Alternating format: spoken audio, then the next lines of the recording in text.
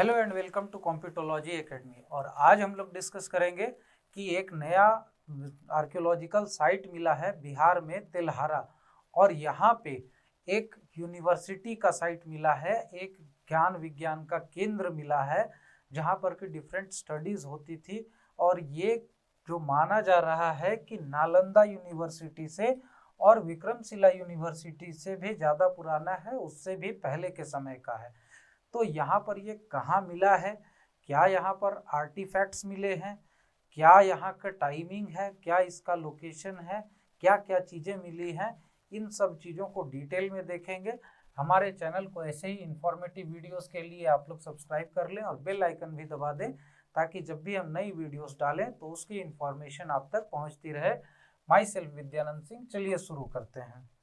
तो देखिए, सबसे पहले यहाँ पर इसका जो लोकेशन है वो तेल्हारा है। तेल्हारा एक विलेज है जो कि 33 किलोमीटर दूर है, जो प्रेजेंट साइट है नालंदा यूनिवर्सिटी का, वहाँ से। और यहाँ पर देखेंगे कि जो भी पुराने सिविलाइजेशंस मिलते हैं, पुराने लोकेशंस और सेटलमेंट्स मिलते हैं, तो वहाँ पर एक क्लस्टर टाइप का डेवलपमेंट होता है। तो ऑब्वियस सी बात है कि नालंदा यूनिवर्सिटी के नज़दीक में रहने का एक कारण ये भी है कि वहां पर से वो ऑफशॉट था, वो धीरे धीरे स्प्रेड कर रहा था। या तो तेल्हारा जैसे पुराना माना जा रहा है, तो वहां से स्प्लिट होकर नालंदा यूनिवर्सिटी बना होगा और दूसरे दूसरे लोकेशन पर डिफरेंट चीजें फैली होंगी। ये है एकंग सराय, एक ब्लॉक है बिहार में, वहां पर तेल्हारा विलेज है और वहीं पर ये लोकेशन मिली है। तो देखते हैं कि ये मैप में है कहाँ पे लोकेटेड। तो देखिए, ये लोकेशन हम लोग जो देख रहे हैं, ये पिन पॉइंट लोकेशन, ये है तेल्हारा का लोकेशन। और यहाँ पे आप अगर देखेंगे, ध्यान देंगे, तो ये नालंदा यूनिवर्सिटी से ज़्यादा दूर नहीं है। यहाँ पर हम लोग देख रहे हैं कि ये नालंदा यूनिवर्सिटी का लोकेशन है। यहाँ पर तेल्हारा विलेज मिला है जो कि एकंग सराय ब्लॉक में है। और यहाँ पर ये सारा जो लोकेशन है, इसी के आसपास बहुत सारे बुद्धिस्ट सेटलमेंट्स पहले से मिले हैं, बुद्धिस्ट आर्टिफैक्ट्स मिलते रहे हैं, चाहे वो राजगीर के बराबर हिल्स का रीजन हो, नालंदा हो, और भी ऐसे बहुत सारे रीजन में यहाँ पर ये सारे आर्टिफैक्ट्स और लोकेशंस मिलते रहे हैं। क्योंकि ये जो पूरा रीजन है, ये मगध एम्पायर का रीजन है, जो कि एक हॉटस्पॉट था सिविलाइजेशन का, सेटलमेंट का। और यहाँ पर ये पूरा मगध एम्पायर का एक्सटेंट हम लोग देखें तो ये पटना का ये रीजन पूरा लेकर ये गया, बोध गया भी यहाँ पर हम लोग देख रहे हैं, गया है, प्लस इधर जो नालंदा, बिहार शरीफ, हम लोग पूरा ये रीजन देखते हैं। तो ये पूरा रीजन मगध एम्पायर का एक सेंटर हुआ करता था। मगध एम्पायर का एक्सटेंट तो बहुत ज़्यादा था। मौर्यन डायनेस्टी के समय में ये पूरा वेस्टर्न, नॉर्थ वेस्टर्न इंडिया तक फैल गया था, साउथ में एकदम सतपुड़ा के रेंजेस तक फैल गया था। तो ऐसे में यहाँ पर ये हॉटस्पॉट होने के कारण यहाँ पर ज़्यादा डेवलपमेंट हुई, ये ज़्यादा अर्बनाइज था, यहाँ पर ज़्यादा एजुकेशनल साइट्स मिले हैं। तो इन सब चीज़ों के कारण ये रीजन में आर्टिफैक्ट्स मिलना और सेटलमेंट्स मिलना कोई नई बात नहीं है। और टाइम एंड अगेन यहाँ पर एक्सकेवेशंस होते रहते हैं और डिफरेंट टाइप के लोकेशंस मिलते रहते हैं यहाँ पर। और इसके पीछे का कारण यही है कि ये सेंटर था उस समय मगध एम्पायर का, और यहाँ पर डिफरेंट डायनेस्टीज ने डिफरेंट टाइम पे रूल किया, चाहे मौर्यन डायनेस्टी हो, गुप्ता डायनेस्टी हो, पाला डायनेस्टी हो, नंद डायनेस्टी हो, तो कुषाण डायनेस्टी हो। तो ऐसे में यहाँ पर डिफरेंट टाइप के, डिफरेंट टाइम्स के आर्टिफैक्ट्स मिलना, लोकेशंस मिलना और सेटलमेंट्स मिलना कोई नई बात नहीं है। और यहाँ पर ये माना जा रहा है कि ये फर्स्ट सेंचुरी सीई का साइट है। तो यहाँ पे इसके पीछे भी एक कारण है कि यहाँ पर जो स्ट्रक्चर्स मिले हैं, जो स्ट्रक्चर्स बनाए हुए थे, बिल्डिंग्स बनाई हुई थी, वो उसमें यूज होने वाले ब्रिक्स की जो साइज है वो 42 centimetre by 32 centimetre by 6 centimetre का है। और इस साइज के ब्रिक्स फर्स्ट सेंचुरी सीई में ही यूज होते थे। और यहाँ पर इसको ये माना जा रहा है कि उसी समय के ये भी हैं, क्योंकि ब्रिक्स की साइज सेम है जो दूसरे साइट्स और एक्सकेवेट हो चुके हैं, और जो फर्स्ट सेंचुरी सी के थे वहां पर सेम साइज के ब्रिक्स यूज होते थे। और इसीलिए ये कहा जा रहा है कि नालंदा यूनिवर्सिटी से भी और विक्रमशिला यूनिवर्सिटी से भी पुराना ये साइट है, क्योंकि Nalanda university 4th century CE का है और Vikramshila university 7th century CE का है। तो ऑब्वियसली अगर ये 1st सेंचुरी सीई का है तो ये इन दोनों से भी पुराना है। और इसमें अगर ऐसा देखते हैं तो फिर इससे पुराना एक ही एजुकेशनल सेंटर बचता है जो कि अभी पाकिस्तान में है, तक्षशिला। और उसके बाद नंबर आएगा तो फिर तेल्हारा का ही नंबर आएगा। और यहाँ पर बहुत सारे ऐसे आर्टिफैक्ट्स मिले हैं जिससे कि उस समय की इकोनॉमी का, उस समय के लाइफस्टाइल का, इन सब चीज़ों का पता लगाया जा सकता है। और ये मोस्टली रिलेट करते हैं कुषाण पीरियड से और पाला पीरियड से। हालांकि यहाँ पर 3 पीरियड के मिले हैं, लेकिन अभी तक की खुदाई में ज़्यादातर आर्टिफैक्ट्स जो मिले हैं वो इन दोनों पीरियड्स के मिले हैं। और यहाँ पर देखें अगर हम लोग हिस्ट्री इसकी, तो यहाँ पर इसके बारे में पहले से ही बहुत सारे अभिलेख मिले हैं, लिटरेचर मिले हैं। जैसे कि जो चाइनीज ट्रेवलर्स थे हुएन सांग और रीति सांग, तो ये दोनों जब 7th सेंचुरी BC में यहाँ पर इंडिया में ट्रेवल करने आए थे और यहाँ पर नालंदा यूनिवर्सिटी, विक्रमशिला यूनिवर्सिटी और डिफरेंट जगह के एजुकेशनल सेंटर्स को इन्होंने विजिट किया, डिफरेंट डायनेस्टीज के जो राज दरबार है उसमें विजिट किया और इंडिया के बारे में इन्होंने बहुत डिटेल में लिखा है उस समय के। तो यहाँ पर उन्होंने उस समय भी ये भी लोग थे जो इन्होंने तेल्हारा को मेंशन किया था इनके लिटरेचर में। इनके जो अपनी ट्रेवल डायरी है उसमें इन्होंने तेल्हारा को एक एजुकेशनल सेंटर बताया था और उस समय इसके बारे में इन्होंने डिटेल में लिखा था। और वो लिखते हैं कि ये भी जो है सो एक बहुत बड़ा प्लेस ऑफ लर्निंग था जो कि प्लेस्ड था उस समय के हिसाब से। इनके हिसाब से इसकी जो आभा मंडल थी, इसका जो एक्सटेंट था, इसकी जो स्ट्रेचर थी वो नालंदा यूनिवर्सिटी से भी ज़्यादा थी। और मेनली यहाँ पर महायाना सेक्ट के जो बुद्धिस्ट थे उनका ये लर्निंग सेंटर था और यहाँ पर बुद्धिज्म की महायाना सेक्ट के बारे में ज़्यादातर पढ़ाया जाता था। देखिए बुद्धिज्म के जो पहली स्प्लिट हुई थी तो उसमें हीनयाना और महायाना के बीच में स्प्लिट हुआ था, 2 भाग में बुद्धिज्म बटा था। और उसके बाद धीरे धीरे जो बुद्धिज्म के सेक्ट्स हैं और फैलते गए और बढ़ते गए।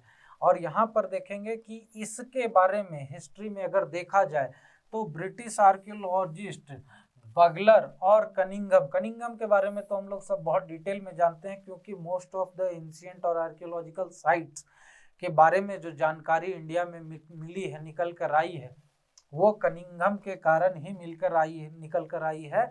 और यहाँ पे ये एक इंजीनियर थे और उसी के दौरान इन्होंने बहुत सारी चीज़ों की कंस्ट्रक्शन के समय जब खुदाई में इन्हें कुछ आर्टिफैक्ट्स मिले थे तो उसके बाद इन्होंने फोकस इसी चीज़ पे शुरू कर दिया था। तो अगर हम लोग जो बुद्धिज़्म के सेक्ट्स हैं उसके बारे में अगर देखें तो एट प्रेजेंट पुराने समय में तो बुद्धिज़्म का एक्सटेंट एकदम इधर अफगानिस्तान और मिडिल ईस्ट तक भी था, इधर साउथ ईस्ट एशिया में बहुत दूर दूर तक था। पहले की जो बुद्धिज़्म की एक्सटेंट थी ज़्यादा थी। अभी अगर बुद्धिज़्म का हम लोग देखें तो बुद्धिज़्म मेनली 3 सेक्ट्स में बटा हुआ है, वज्रयान, महायान और त्रिवादा।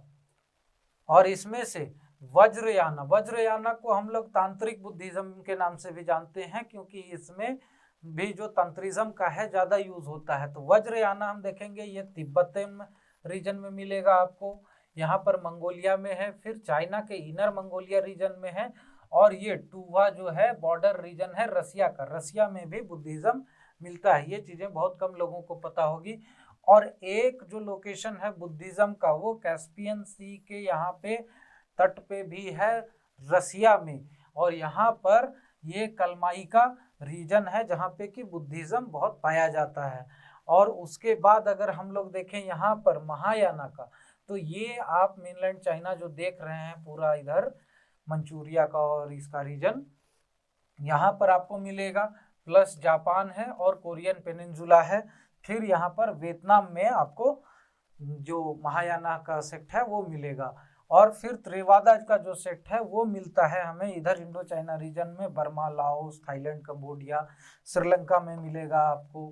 तो ये सारे रीजन में बुद्धिज़्म का एक्सटेंट अभी एट प्रेजेंट है। और सबसे बड़ी जो आयरनी है वो अगर हम लोग देखें तो बुद्धिज्म के उत्पत्ति का केंद्र इंडिया, जहाँ पे कि बुद्धिज्म का फाउंडेशन हुआ, जहाँ बुद्धिज्म का उद्गम हुआ, वहीं से बुद्धिज्म खत्म हो चुका है और बाकी के दूसरे कंट्रीज में बुद्धिज्म अभी ज़्यादा फल फूल रहा है, उसकी एक्सटेंट ज़्यादा है। और यहाँ पर एक और चीज़ है कि ये 3 सेक्ट तो हमने देखे, ये तो पहले के समय से डेवलप हुए थे।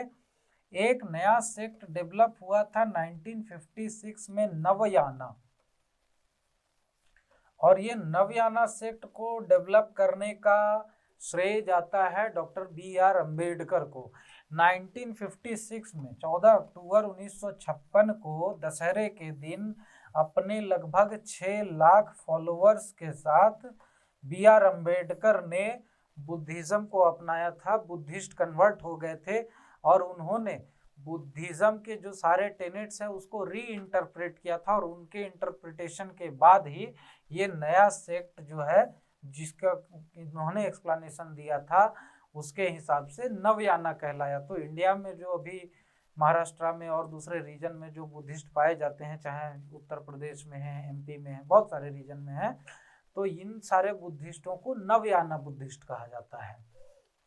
अब यहाँ पर देखते हैं कि जो एक्सकेवेशन की हिस्ट्री है इस लोकेशन की, तेल्हारा की, तो तेल्हारा में सबसे पहले एक्सकेवेशन 1915 में चालू हुई कनिंघम के कहने पे। कनिंघम वहाँ पर इंसिस्ट कर रहे थे कि यहाँ पर बहुत सारे माउंट्स हैं, टीले हैं, तो यहाँ पे बहुत सारे चीज़ें मिल सकती हैं, लेकिन उनके कहने के बाद भी 1915 में, वो पहले से इंसिस्ट कर रहे थे, लेकिन 1915 में वहाँ पर खुदाई चालू हुई, लेकिन 1 साल के अंदर ही यहाँ पर खुदाई बंद कर दी गई। बेसिकली ब्रिटिश एडमिनिस्ट्रेशन जो थी कनिंघम का रिस्पेक्ट करती थी, तो उनकी बात रखने के लिए यहाँ पर खुदाई तो चालू कर दी गई, लेकिन वो लोग उस डेप्थ तक नहीं पहुँचे जहाँ पर कि कुछ अच्छे आर्टिफैक्ट्स मिले और उनकी इच्छा जागे कि यहाँ पर और खुदाई करनी चाहिए, यहाँ पर बहुत सारी चीज़ें मिल सकती हैं।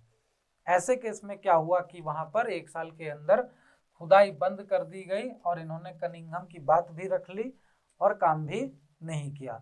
उसके बाद फिर यहाँ पर 2009 में बिहार आर्कियोलॉजिकल सर्वे का जो डिपार्टमेंट है, उन्होंने इस लोकेशन पर खुदाई करने के लिए आर्कियोलॉजिकल सर्वे ऑफ इंडिया से परमिशन मांगी, लेकिन यहाँ पर सामने से बाहर से उतनी सारी चीज़ें नज़र नहीं आ रही थी कि यहाँ पर कुछ आर्टिफैक्ट्स, कोई सेटलमेंट का लोकेशन, ये सब चीज़ें मिल सकती है। तो उस समय आर्कियोलॉजिकल सर्वे ऑफ इंडिया ने परमिशन नहीं दी, लेकिन फिर नीतीश कुमार के इंसिस्टेंस के बाद, उनके इन्वॉल्वमेंट के बाद, उनके अनुरोध के बाद आर्कियोलॉजिकल सर्वे ऑफ इंडिया ने 7 साल बाद 2016 में यहाँ पर इस जगह पे खुदाई करने की परमिशन दी और खुदाई चालू हुई। फिर लॉकडाउन के समय में यहाँ पर खुदाई थोड़ी सी धीमी पड़ी और अब जाकर 2019 से यहाँ पर आर्टिफैक्ट्स निकलने चालू हुए, शुरुआत हुआ। और उसके बाद यहाँ पर बीच में एक लॉकडाउन के कारण रुक गई थी खुदाई, लेकिन फिर जब चालू हुआ तो अभी बहुत तेज़ी से बहुत सारी चीज़ें यहाँ पर निकल कर आ रही हैं।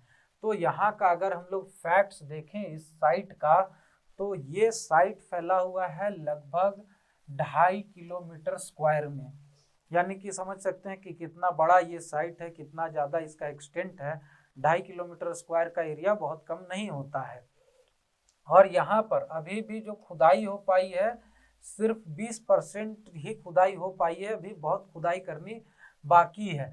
और इसमें 20% की खुदाई में यहाँ पर टोटल 7 माउंट्स हैं, 7 टीले हैं, और इन 7 टीलों में से सिर्फ 3 टीलों पे अभी खुदाई चालू हुई है, काम हो रहा है, और उसमें बहुत सारे आर्टिफैक्ट्स, बहुत सारी चीज़ें निकल कर आई हैं। इसमें जो आर्टिफैक्ट्स निकले हैं वो 3 पीरियड के निकले हैं। पहला है कुषाण पीरियड का, जो कि 1st to 3rd century CE का रिलेशन में रखता है। उसके बाद फिर गुप्ता पीरियड के जो आर्टिफैक्ट्स निकले हैं वो 4th to 5th century CE के हैं। उसके बाद पाला पीरियड के जो आर्टिफैक्ट्स निकल कर आ रहे हैं वो 8th to 12th century CE के हैं। और अभी ज़्यादातर जो आर्टिफैक्ट्स निकल के आए हैं, मिले हैं, वो ज़्यादातर रिलेट कर रहे हैं कुषाण पीरियड से और पाला पीरियड से, यानी कि 1st to 3rd century CE का और 8th to 12th century CE के आर्टिफैक्ट्स यहाँ पर ज़्यादा उपलब्ध हुए हैं अभी। और इन सब आर्टिफैक्ट से प्लस जो यहाँ पर इंफ्रास्ट्रक्चर मिला है, जो बिल्डिंगें मिली हैं उससे, और उसके साथ साथ हुएनसांग और रीति सिंह के लिटरेचर जो वर्क हैं उससे, ट्रेवल डायरी से ये चीज़ें पता चली हैं कि यहाँ पर लगभग 10,000 स्टूडेंट्स के पढ़ाई की कैपेसिटी थे।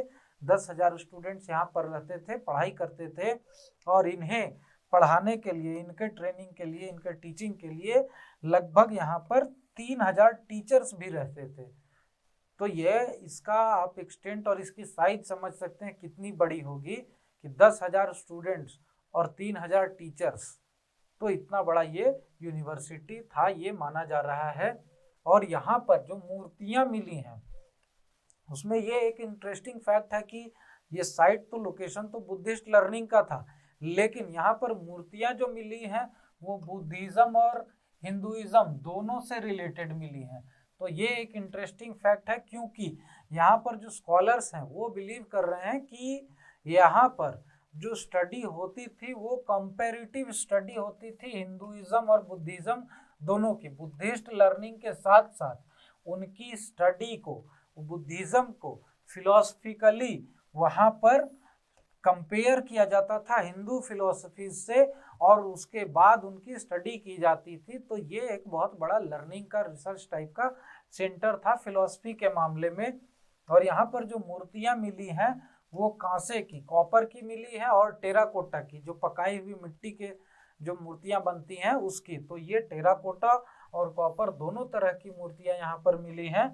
और यहाँ पर एक 3 तल्ले का, 3 स्टोरे का एक बिल्डिंग मिला है, जो कि वहाँ पर माना जा रहा है कि ये प्रेयर हॉल और मेडिटेशन हॉल के तौर पे यूज किया जाता होगा। हालांकि 3 स्टोरे बिल्डिंग है, तो हो सकता है यहाँ पर जो स्टूडेंट्स इतनी बड़ी मात्रा में थे और जो टीचर्स थे उनके हाउसिंग के लिए भी ये यूज किया जा सकता होगा।